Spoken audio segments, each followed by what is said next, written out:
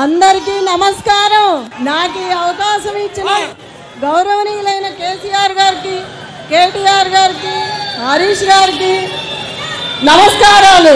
Jubilee hills ప్రజలంటేనే ఒక కుటుంబం అని గోపన్న ఎప్పుడు చెప్పేవాళ్ళు. మీ గోపన్నాథ్ గారు ఎప్పుడు మహిళలకు అండగా ఉండేవాళ్ళు, సొంత ఆడబిడ్డలాగా చూసుకునేవాళ్ళు. ఏ కష్టం వచ్చినా అర్ధరాత్రి అయినా అపరాత్రి అయినా అన్నా అని పిలిస్తే మీ అందరి మధ్యలోకి వచ్చి నిలబడి సమస్య పరిష్కరించేవాళ్ళు. గోపన్నకి ఎప్పుడు మీ గోపన్నతో మీరు అండగా ఉండి అన్ని సమస్యలు పరిష్కరించుకునేవాళ్ళు. నన్ను కూడా మీ ఇంటి ఆడబిడ్డలా అనుకొని నాకు అండగా ఉండి ముందుకు నడిపించాలని, మీ అండదండలు ఆశీస్సులు ఉండాలని మనసారా కోరుకుంటున్నాను.